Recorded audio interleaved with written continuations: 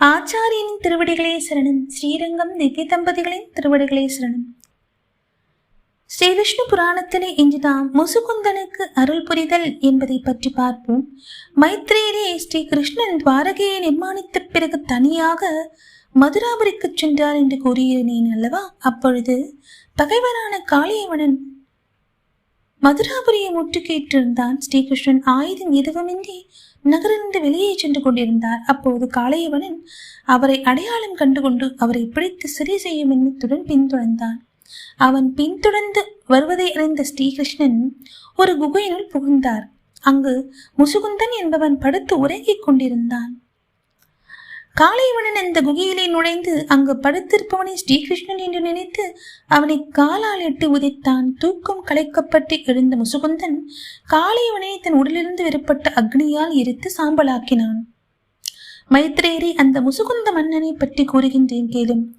அவன் முன்பொரு சமயம் நடைபெற்ற தேவாசுர போரிலே அசுரரை அழைத்து தேவர்களுக்கு உதவி செய்தவன். அதனால் தேவர்கள் அவனுக்கு வரம் அளித்திட விரும்பினர். அப்பொழுது முசுகுந்த மன்னன் தான் தூக்கமின்றி வெகு நாட்களாகவே களைத்து போயிருப்பதாகவும் அதனால் தூங்குவதற்கான வரம் வேண்டும் என்று கேட்டனர். தேவர்களும் அவன் கோரிய வரத்தை அழிந்தனர். அவ்வாறு அவன் தூங்கிக் கொண்டிருக்கும் போது யாராவது அவனை எழுப்பினால் அந்த முசுகுந்தனுடைய உடலிலிருந்து வெளிப்படும் அக்னியாலேயே எரிக்கப்பட்டு சாம்பல் ஆகிவிடுவான் என்ற வரத்தை அளித்தனர். அதனாலேயே முசுகுந்த மன்னனை எழுப்பிய காளையவனில் இருந்து சாம்பலானான். பிறகு முசுகுந்தன் ஸ்ரீகிருஷ்ணனை பார்த்து நீ யார் என்று கேட்டான்.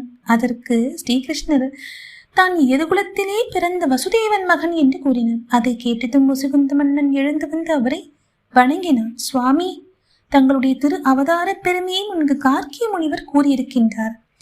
மானிடரின் நலனுக்காகவே தாங்கள் அவதரிக்கின்றீர்கள். ஆம், தாங்கள் மானிடனின் நலனுக்காகவே அவதரித்திருக்கின்றீர் என்பதை உணர்ந்து கொண்டேன். அடியேனே சம்சார பந்தத்திலிருந்து மீட்டு மோட்சத்தில் சேர்ப்பித்து அருள் புரிய வேண்டும். தங்களையே அடைக்கலம் அடைந்தேன் என்று முசுகுந்த மன்னன் துதித்து நின்றான்.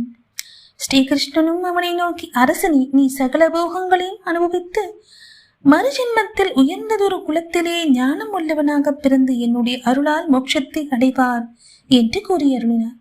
முசுகுந்தன் ஸ்ரீ கிருஷ்ணனுடைய திருவடிகளை வணங்கி குகையிலிருந்து வெளிப்பட்டு தவம் செய்யும் எண்ணத்துடன் ஸ்ரீ நாராயண முனிவர்கள் வாசம் செய்யும் கந்த மாதர பருவத்துக்கு போனான். ஸ்ரீ கிருஷ்ணனும் காளையவனுடைய 4 சேனைகளின் கைப்பட்டு சென்று உக்ரசேன மன்னனிடம் ஒப்படைத்தார். இதன் தொடர்ச்சியை நாளை பார்ப்போம். நன்றி, வணக்கம்.